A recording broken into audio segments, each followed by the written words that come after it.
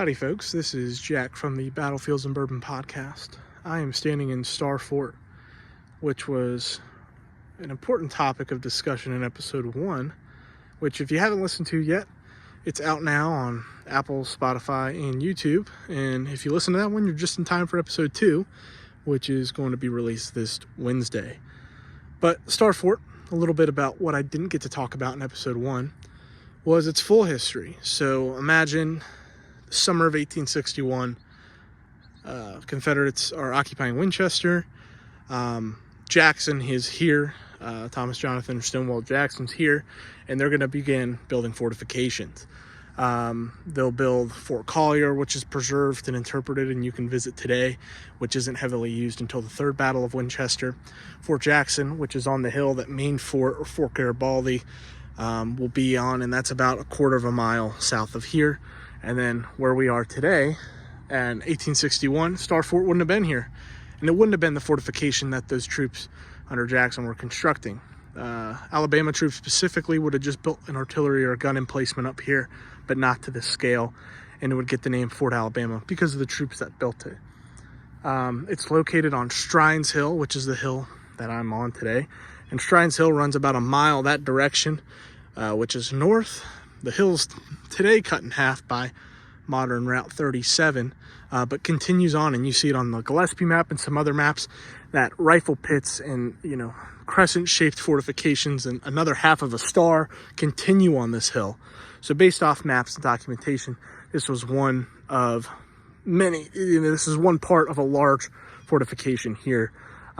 This is a 7-pointed star, and it really gets built up by Milroy's troops during his occupation from January to June of 1863.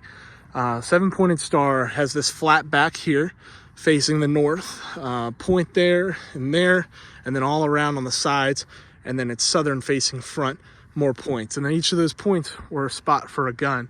The entrance to the fortification is just on the other side of that interpretive sign you see right there. And during the Second Battle of Winchester, like we discussed in episode 1, the Baltimore Light Artillery would have had their 3-inch ordnance rifles positioned on the gun emplacements here, aiming towards West Fort. Now, if you come to Star Fort and you're trying to figure out where West Fort is, just look right there, right through this gap in the trees, and that tree line you see in the way distance there through this clearing is the hill that West Fort and the battery next to it would have been located. And that's where these Baltimore boys would have been aiming in a perimeter surrounding the fortification, roughly where you see these houses on the other side here, all the way around, and some remains of rifle pits, which would have surrounded, like I said, the perimeter of the fortification. And it's there where the 6th Maryland Infantry would have been positioned until being pulled back after heavy bombardment between the fortifications. And like we described in the episode, those 6th Maryland boys are hunkering down next to the positions of the guns on the mounds of the fort, waiting for a Confederate attack that doesn't really happen.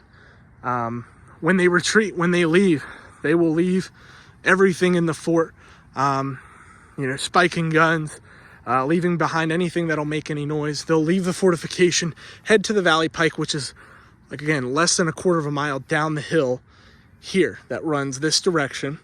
They'd go to the Valley Pike, or the Martinsburg Pike, and head north. And their objective was the old Charlestown Road, which is about 2 to 3 miles that way northeast. And there they'll get captured in the early morning of June 15th, 1863, resulting in a massive capture and a fight to the finish of what will be the Second Battle of Winchester. So I encourage you folks to come out to Star Fort and other preserved sites here in Winchester.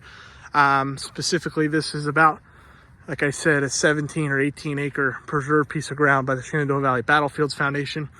Interpretation should be getting updated here in the next couple months, and a huge restoration and rehabilitation had been taking place here over the winter with the removal of large trees that'll help the fort last, another 100 years. So come on out to Star Fort and enjoy history.